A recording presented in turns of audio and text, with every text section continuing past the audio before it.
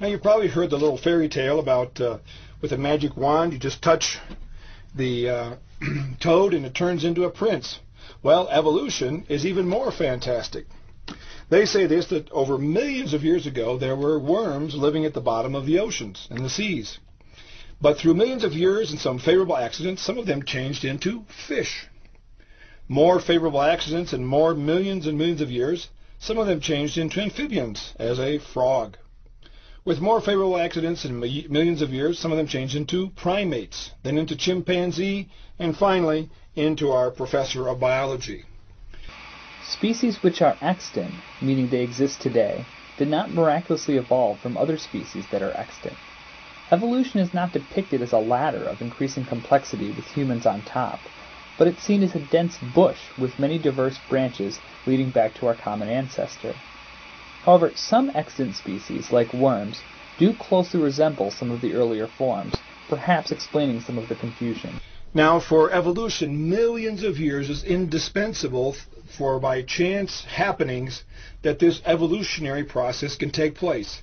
Obviously, if I had a worm here and say that at the end of my talk this would be a professor of biology, you say you're making fun of the biologist. But if I say over a period of millions and millions of years the worm became a professor of biology, you say, oh, that's quite believable. This argument is specious at best. Millions of years are not indispensable to evolution. It's simply the amount of time life took to develop. Species change can take place in relatively few generations if selection is sufficiently strong, as proven by man's domestication of the wolf. Anyway, let's take a look at some clocks. One of the first clocks that we have is the delta at the end of the great river Mississippi by New Orleans that empties out into the Gulf of Mexico. Now, those in search of oil have drilled both in the Gulf of Mexico as well as into the continental USA, which means into that landmass which comprises the delta. Now, they observe what is deposited dirt, what is virgin dirt, as they drill down into the ground. And so from that we can know how extensive was the delta, how deep it was, how much dirt is deposited there. Also, we can measure how much water is flowing and sediments bringing. I read one figure that some 30,000 tons of dirt are brought down every hour. And so with those things put together, we find that the whole delta, this is what a delta looks like. It's when a river flows into a larger body of water. The water slows and the sediments it carries begin to accumulate, forming that landmass called a delta. This whole Mississippi River delta could have been formed in 6,000 to 10,000 years. Now, mind you, they don't take into consideration that there had been a worldwide flood, after which maybe half of that delta earth had come down in the first 100 years or so. It indicates a young earth. It indicates no such thing. Sediment deposition rates show the Mississippi Delta was formed about 6,000 years ago, shortly after the sea level stabilized after the glaciers melted 10,000 years ago. But what does this prove?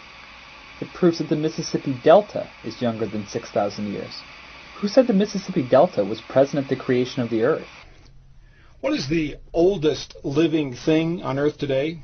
Please, no family jokes or things of that nature. Ha ha. The oldest living thing is called the bristlecone pine. It's also called the Methuselah pine. It is about 4,300 years old. Whoa. What happened 4,300 years ago? Well, according to the Bible, there was a worldwide flood that completely revamped all the real estate. Plants, animals, and people began to populate the earth about 4,400 years ago. Interesting. How come we don't have anything living older than 4,300 years, older than the time of the flood? King Clone, a creosote bush ring in the Mojave Desert, is 11,700 years old. It's fun to talk about really old plants. What does any of this have to do with the age of the earth? Also, we have the giant sequoia trees of California. Here's a picture of one that's over 300 feet tall, some 21 feet wide at its base. Plenty of room to cut a hole and fit a car in there. And they're about 4,000 years old. The oldest known giant sequoia is only 3,200 years old, based on ring count. but we should be used to fudge numbers by now. Now, what's the reason that the bristlecone pine and the sequoia trees are so old? Two reasons. One is their resistance to plant diseases, as well as their resistance to forest fires. Indicates a young earth. Not sure how their resistance to forest fires and plant diseases indicates a young earth. Logic is apparently not a required feature of creation science. Another clock that indicates a young earth is the world's population. A few years ago, we passed above 6 billion people in the world. We want to make a calculation backwards to find out how much time will it take to have 6 billion people alive on the earth.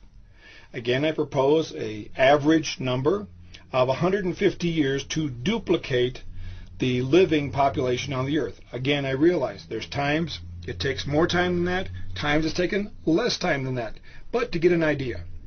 So we start out with 6 billion people, count back 150 years, and take half of that number, which is 3 billion. We add another 150 years and take half of the previous figure. Keep adding 150 and take a half.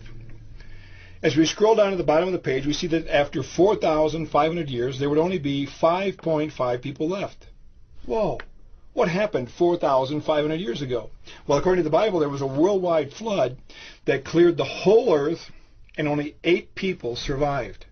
Just think, with 8 people and 4,500 years of time, we could have the Earth's population today of over 6 billion people. It agrees with what the Bible says, indicates a young Earth. Again, with made-up figures pulled out of the nether regions of his lab coat, he reaches his preconceived notion. Population growth has little to do with maximum reproductive capability.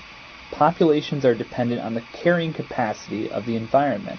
When the carrying capacity is reached, the population is held stable, as it was for much of man's history before technology allowed us our recent exponential growth.